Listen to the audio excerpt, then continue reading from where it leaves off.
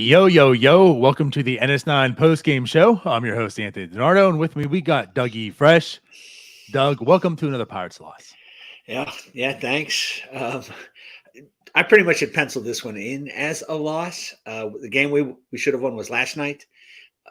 This game was Urias, and I think he went 3 innings in his last start, didn't pitch well, coming off a hamstring injury, and nothing will make you feel healthy and back on track playing the Pittsburgh Pirates. And so, yeah, it was predictable. The only real surprising part is that he gave up 2 early runs. Everything else is right in line with what you expected from this lineup. Man, I'll tell you. Yeah, you're right. Like last night, they had all the opportunities to win. They didn't. Tonight, you didn't feel that at all. It didn't seem like there was any opportunity where the Pirates are going to do it. Well, I guess I'll take that back. They did go down 2-0 early, right? But like you mentioned, there were those 2 runs that Urias did give up to make it a tied ball game. And I don't know. At that point, maybe there is some hope. Maybe the Pirates are going to wake up today. They're going to tie up this series with the Dodgers. And that was the last that we saw the Pirates offense. And they went nighty-night, like the rest of us watching this game. But I feel like I want to start off by talking about our starting pitcher for the Pirates, Johan Oviedo. Is he just the worst pitcher and then one of the better pitchers that you see in every single game? Yeah, it's really impressive. He can look just terrible. Now, I mean, in his defense, no, you're right. He can look terrible. He can look terrible, but he was victimized by Mookie Betts and Freddie Freeman. That happens to a lot of pitchers. So yeah, they got him. But you're right. I mean, in the early innings of a game, he looks like a DFA candidate, and consistently. This is not just. It doesn't happen every 4 or 5 games. It seems to be every single game. He has one of the worst first inning ERAs in all of baseball. Right. And his second inning, I don't know what the ERA is, but he's still shaky. You get him past the 3rd inning, and you feel comfortable that he's going to go 6 or 7. And then suddenly he's just his control is great. Great stuff, that sort of thing. But yeah, I don't know. I don't know how to fix that. I don't know. The Pirates certainly don't seem to know how to fix that. But yeah, I don't. Again, the Dodgers lineup, their first 3. What is it? It Betts, Freeman, Muncy. Then that's basically who did all the damage tonight. No, you're right. Right. Betts it's all had starters. 2 hits. Freeman had 3 hits. Muncy had 1 hit, a home run, of course. Right. Outside of that, just one more hit from the rest of the lineup, and that was with Vargas. Yeah. So it's hard to fault him too much, but again, I mean, we gave up 2 runs, and we're all, oh no, this one's over. So right. But it just is like with Oviedo. It just I don't know. Is like, Oviedo the Jack Sawinski of pitchers? Right? You just don't understand him, right? You just can't.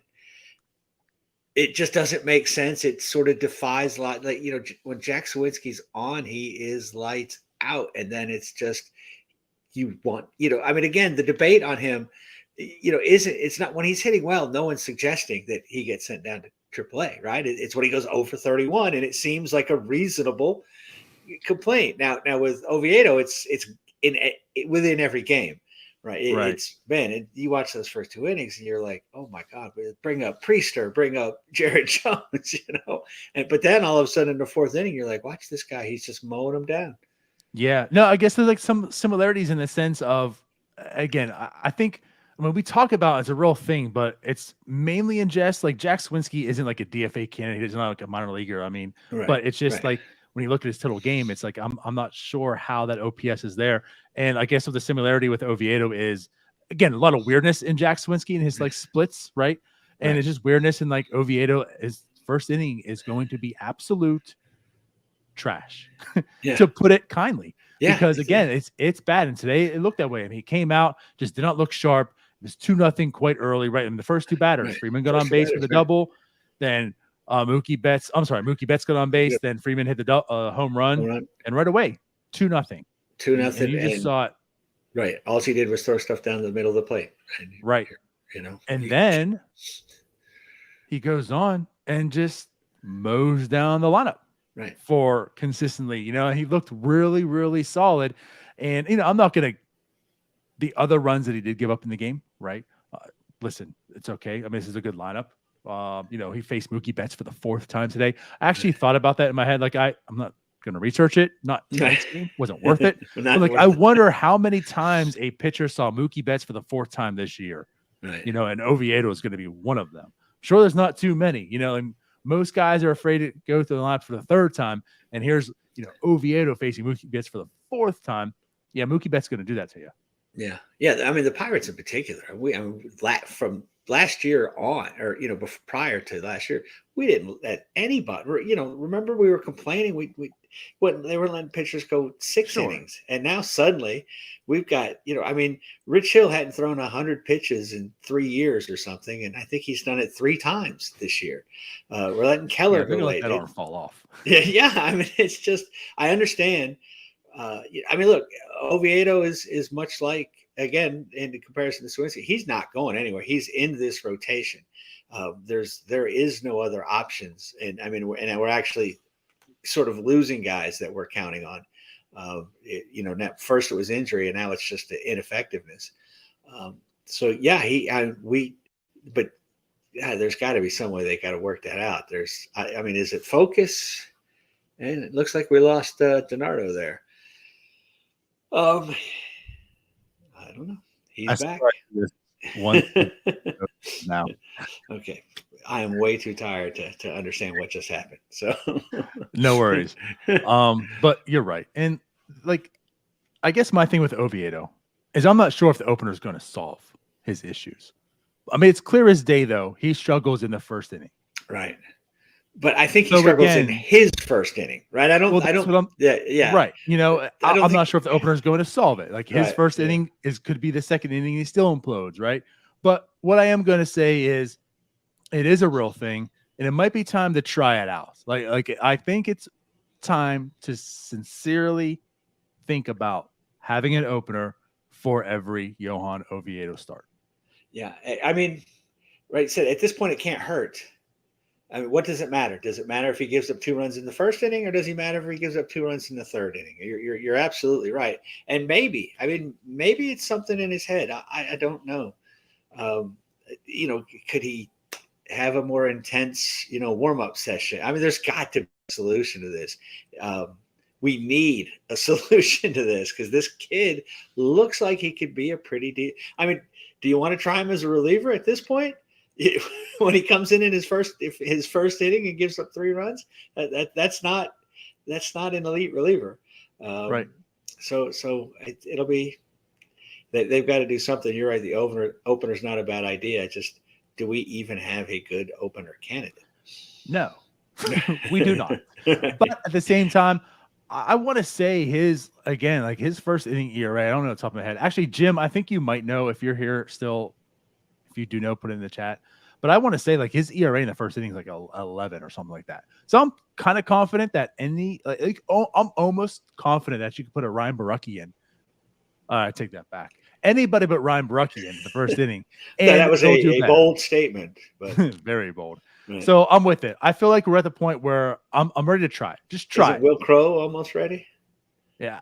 Jim says it's 9-ish. Will Crow is rehabbing. That is something he could potentially do. So there's an option if that's what you're looking into. But yes, I think it's time. I think it's definitely time, because again, outside the 1st inning, he looks good. And today was another example of it. Like you said about him being in the rotation. I mean, I know the total number is 4.75 ERA when you look at it, but start by start, and just, I don't think he's pitched to eye test saying he's a 4.75 pitcher, if that makes sense.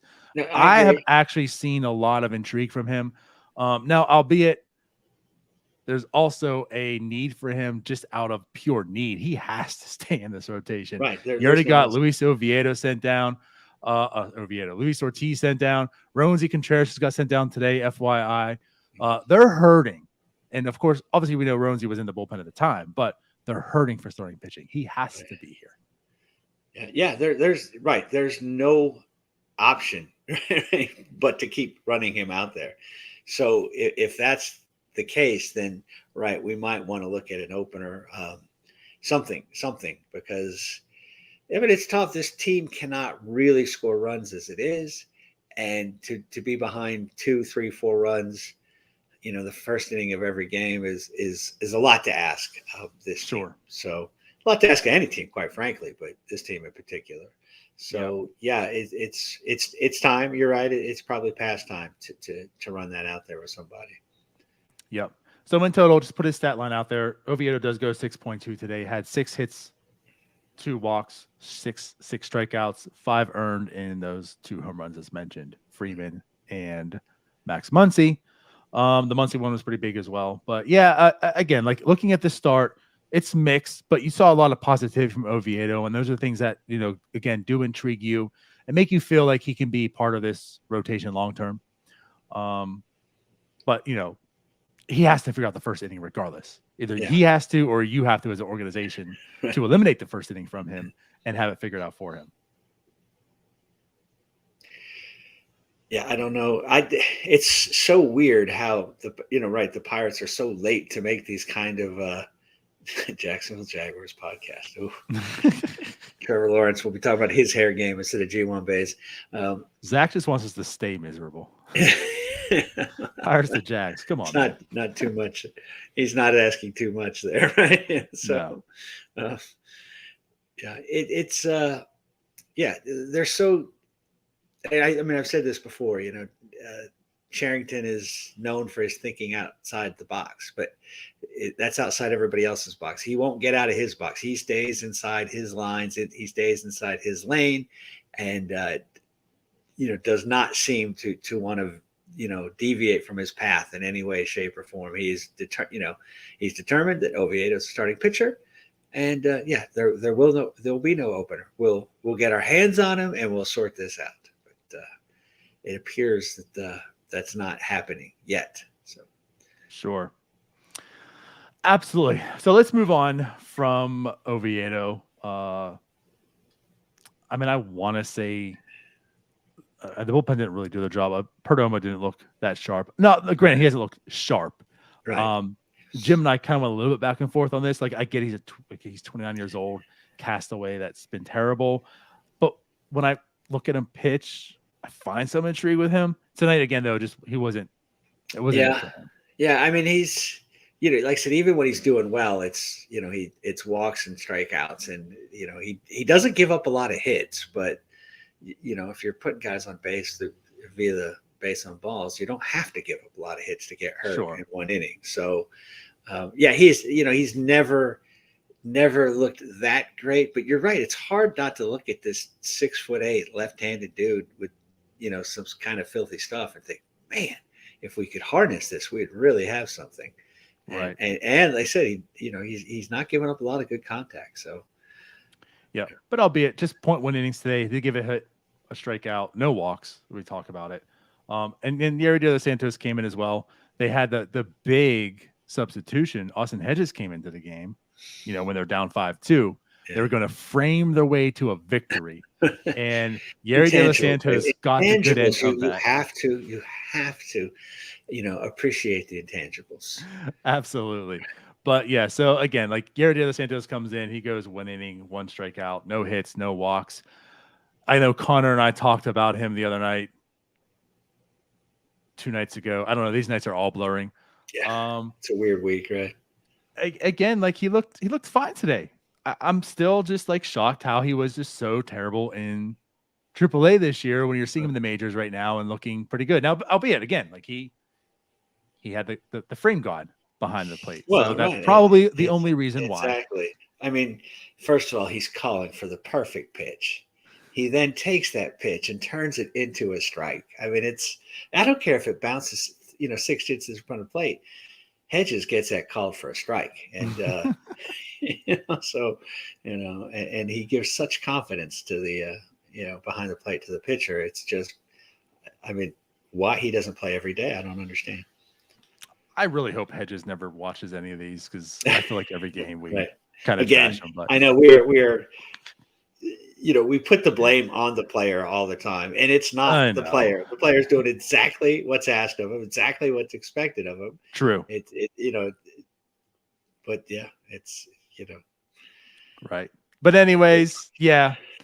Just again, to kind of just wrap up the bullpen here, again, Yerry Santos came in, he did his job. His ERA is down to a 0.82. Shouldn't we stretch the pitching talk out because the offense talk is not really? I got an idea for you. We'll keep the pitching talk where it needs to be. We'll keep the offense talk where it needs to be, and we'll keep this one nice and sweet and short. Okay. Because how's that sound? Well, I cover up we cover the offensive talk real short and sweet. Well, let's do it. There was 4 total hits today, Doug. There was 1 walk, 13 strikeouts. Where should we start, and how quickly does this end? Hey, Sawinski gets his 5th hit and 6 at-bats against the left-hander. It's a double going the other way. Yes, sir. Right. And then, prior to that, Connor Joe had gotten a hit, right? Yep. Right. Mm-hmm. So we had second. And then Nicky G. I'm waiting for the league to punch back or adjust or do whatever the league does, so I can stop getting excited about Nick Gonzalez, because I did not expect this from Nick Gonzalez. I did not expect this certainly so early, because he has struggled at every level when he first has gotten there. He has looked really good. He's a better defensive player than I thought he was, and he's hitting the ball hard now.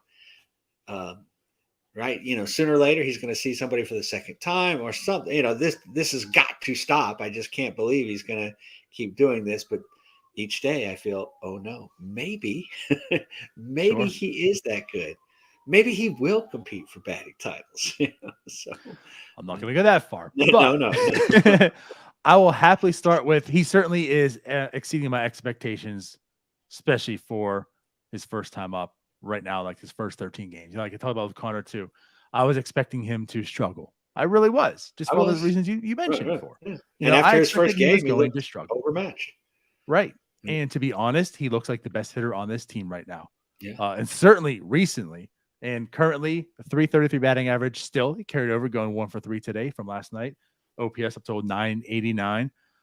Nick Gonzalez, and also wasn't a fastball he got the hit on.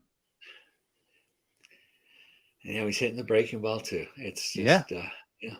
I mean, you today mentioned about Sawinski, a lefty, right? And Nick Gonzalez did it off a breaking ball. So I don't know, man. I don't know. Like you said, like the league's probably going to adjust. Granted, I'm not saying like this is Nick Gonzalez and he's here to stay and he's a 333 hitter and whatnot, but it's nice seeing what he is doing right now. Let's just keep patiently watching him. And you know what, Doug? There's really no one that's going to force him not to do so, because Rodolfo Castro looks awful. Terrible. Yeah, he can't hit lefties now, right? He was one of the top 5 hitters in the league against lefties, and he can't hit anybody now. He looks so lost at the plate. Looks lost, right? Now, I do have a question when we're talking the offense. The umpire threw Andy Haynes out of the game. I mean, if he's got that power, does he have the power to fire Andy Haynes? I mean, could we get something a little more out of this? Because this hitting philosophy of ours that is, throughout the organization is Well, as Jim asked, who's the police going after? I guess there's sounds in the background. I think it might be Andy Haynes. Like, this is not fireable. This is arrestable. That's how offensive this offense is. Yeah, he's stealing money, right? I mean, and he's stealing it from players who are not going to be able to get contracts because he's turning them all to 212 hitters.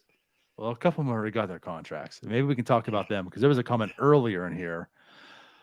Robbie does ask, are Hayes and Reynolds contracts going to kill the Pirates? And I just want to bring that up in the sense of what they do, they're getting paid for. Like, the money they're making, they continue doing what they're doing, and they're fine. It's not the Pirates' fault that they're cheap, and these are the biggest contracts they've ever handed out. Right. And that's just what market value is these days. Yeah, but these guys did not sign big contracts. These are not killer contracts in any way, shape, or form. It's and they're producing to those contracts, right? I mean, it's fine. That is not the issue. Right. But you can certainly complain about the production.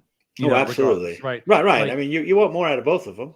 Sure. And I know Reynolds, he did hit the home run, almost had the second home run, but it does go 0 for 4 today, 2 strikeouts. His OPS is at 800 right now. I mean, he was one of the better hitters. We all know that hot week in April he had that seems to carry him for a bit. But I mean, he was also like when he signed that contract, he was good. The power eluded him. He wasn't hitting home runs, but he was still getting doubles and he was hitting well. Not as much as of recently. He didn't have his hot June. That's to me, that's the concerning thing about him. Prior to this June, he was one of the top 5 hitters. His name was up there with like Mickey Lou Mantle, Gehrig in June, Mickey Mantle in June. Right, it was these guys. It's like holy, and we didn't get that this June. Right. And, the injury may have had something to do with that. I don't know. But yeah, I mean, we definitely need more from Brian Reynolds. I have yet to get to the point where I expect offense from Hayes. It would be nice. It would just be a bonus is how I look at it at this point. He is the best defensive third baseman on the planet. He makes it look so easy that you sort of underrate him, but he is phenomenal. He's fairly compensated for that. So if he gives us offense, great. I hope for more. I wish the exit velocity translated all these things, but from Brian Reynolds, I'm expecting offense, right? We've put him in left field. I'm expecting offense. I'm expecting more offense, and hopefully he'll round into form soon. Right, and again, granted, like you're just asking for Hayes to be an average hitter. That's seriously all he needs to do to then take the label off him as one of the best defenders at third base and actually label him as, hey, he's one of the better third basemen. Better third baseman. Right. So, but granted, maybe this is what it is with him. But yeah, like Reynolds 0 for 4 today. I guess the thing is, again, like Reynolds has an 800 OPS, but when the rest of your lineup is just completely incompetent, like you can't have nights where Reynolds goes 0 for 4 2 strikeouts. And that's just like the problem. And again, here we are recycling our content from last year. I swear we talked about this like exclusively. Reynolds can't go 0 for 4 with 2 strikeouts because if that happens, you don't have a chance to win because if Reynolds isn't going on base or making hits, who's going to do it in this lineup? I mean, Henry Davis is in there. He's a rookie. You can't expect too much of him, although he looks good. Typically, he goes 0 for 4 today. Granted, 1 strikeout shouldn't have been a strikeout. Should have been a walk. But, it should have been a walk, right? Yeah, Henry but whatever. Like this lineup doesn't have a whole lot of competent players, and that's just a problem. That's why like Reynolds is a focus, but at the same time, nobody's doing it, and that's the bigger problem. Right. I would like to see the lineup be good enough that Reynolds had some protection. I mean, it's easy to pitch around him now. You're not too worried about. I mean, again, Henry Davis, he looks good, but you're right. How much can you expect from a rookie? Santana, he's giving you solid at bats, but his production is decent, but it's not. You're not afraid of him. No opposing pitching coach is saying, okay, who do we have to work around here? Sawinski, a couple days a month. You have to be very, very afraid of him. But generally speaking, no. So it'd be nice, I have this, have him in between Kutch and Cruz, have him in between, Cruz and Endy or something and see if, I don't know if he's just, worn down from having to try to carry this offense or what. But yeah, we need more from him because, if he goes 0 for 4 in a game that Kutch isn't playing now, I know Kutch has not looked great lately, but again, he's one of the better hitters on the the team. So, I'm not expecting, Marcano or Castro or someone to pick up Kutch's slack. So certainly can't. Yeah. No. So outside of that, though, I mean, again, we've pretty much talked about Nick Gonzalez had a nice game today. Continues it. Connor Joe went 1 for 3. And Marcano had that hit, that slap infield first. I mean, very Marcano like type of a hit that I expect just one happens of those to find those get from hits. Him. Right. Yeah. So it's like, I mean, he went 1 for 1, I guess, got that, whatever. Right. But that was the 4th hit the Pirates got for the entire game. Yeah, and he was eliminated pretty quickly, right? Sure. Yeah. So I don't know. I don't know what else to really talk about. I mean, the offense has to start putting things together, but then again, I don't know what to tell you. Cutts has a day off, and Reynolds goes over 4. This is probably what you're going to find more right, than often. Right. What I think is the bigger thing to talk about right now. I know it's a post game, but just to mention again, like Luis Ortiz got optioned down to the minors last night. Today, Roansy got optioned down to the minors. Who starts Sunday? Choi's probably coming back. You could argue, I know Bay's on the IL right now. You could argue Marcano. You can certainly argue Castro, and that's my pick as far as Castro. Yep. But I think it's kind of the problem right now with this team is there's a lot of guys that you're probably hoping to get some production from. Younger guys, right? That you're hoping to get some production from. Ortiz, Roansy, Castro this year, that are all going to be in the minor leagues probably for this upcoming week. That's worrisome.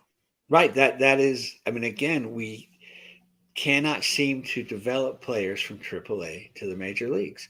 And some of them come up and they have, they look really good for a while, right? Ortiz looked good now again, the first time, but Roansy had a good season. He didn't have a good 4 starts. He had a good season after having some very good minor league seasons.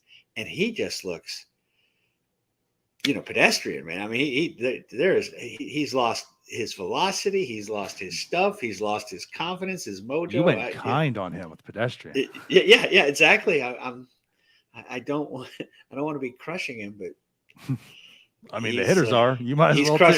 He's crushable at this point, right? Right. And I don't know who to blame. I mean, especially with Hedges on the team, I don't see how it's happening. But oh man, that might be the signal. That is time to start wrapping up here. He's only being caught by delay, so that's right.